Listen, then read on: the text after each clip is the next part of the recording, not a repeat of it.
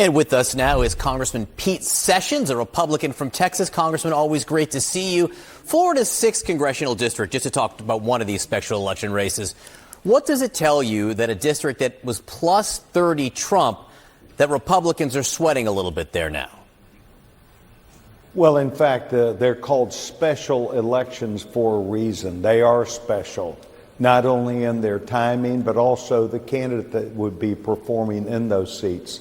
I think that the Republican Party is very aware that we have some lines of division right now. As you know, there are a few things that perhaps have not gone exactly the way, as smoothly as some people want. But you know, when you break glass, when you move ideas, when you bring forth the things that you're doing, not everybody agrees. Today we're going to be in that same circumstance, or tomorrow with the tariff issue. This is why we support not only our party, but the concepts of capitalism, more jobs and opportunities for people, and that is where our candidates are. I want to talk about all of that. Everything you said there is just interesting. But broken glass first. Elon Musk is being credited for breaking the glass, for better or worse. His physical presence in Wisconsin, do you think that helps or hurts Republicans there? Well, let me say this. What Elon Musk is trying to do is to bring to bear that he's made himself the front plate for, but he's bringing to bear the economic downturn and future of this country. And I am proud of not just what he's done, but believe that it will set a new standard. Now, with that said, that I think the communications arm of that has not caught up, as nor have I caught up with him to explain what we're attempting to do. But as you look at the stunning numbers and the data and information, clearly they are breaking glass. Want to ask you about tariffs. You brought them up, and you say it is a bit of a dividing line in your own party. It's not clear, as we sit here one day before President Trump says he will announce tariffs, what kind of tariffs he will announce. Will it be country by country reciprocal tariffs matching each country, or will it be a broad-based 20% global tariff on almost all imports in the country? Which direction would you prefer?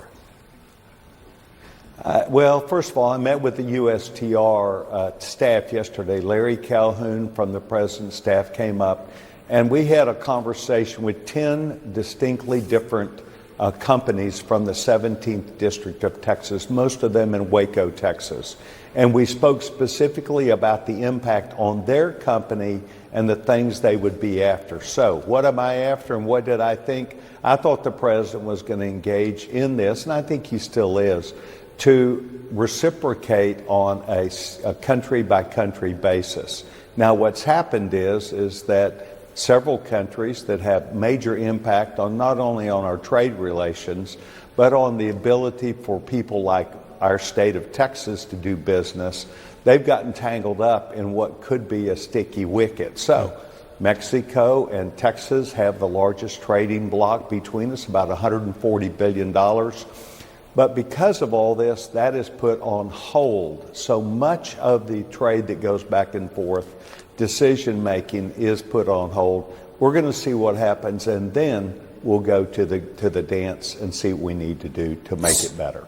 So in 2018, after steel tariffs were imposed, you wrote, quote, "While I understand the need to make sure we are engaged in trade deals that put America first, a broad set of tariffs would make American businesses less competitive and raise prices on American consumers."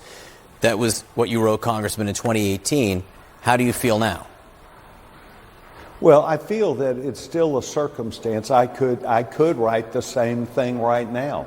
The steel tariffs, as a result of the work that President Trump did and we did in 2018, not just to have a trade agreement, North American trade agreement, but when we brought taxes down, we lowered them for the top rate for business. It provided the cushion for people to do business. Now what's happened is, the reason why I could rewrite that is because people made decisions at that time, and America is doing quite well. Are there areas of the country that are not? Yes. Let me ask, you mentioned taxes there.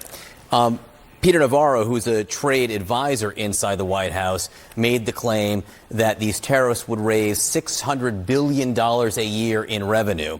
I want to read you what the Wall Street Journal says about that. George Orwell, call your office. In the real economic world, a tariff is a tax. If you raise $600 billion more a year in revenue for the federal government, you are taking that amount away from individuals and businesses in the private economy. Your view? Well, my view is I could have written that myself. I'm a capitalist who believes in lower prices, lower taxes, opportunities.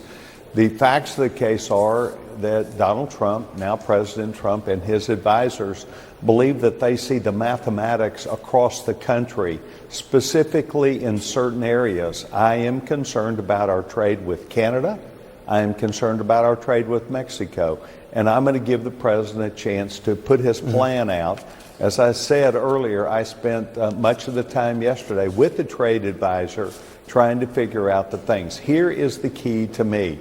People have already made decisions going back as a result of the tax deal in 18 and the agreement that was cut with the North American trade agreement, and they have been complying. We have to see what that impact is going to be, and we're going to find out pretty quickly.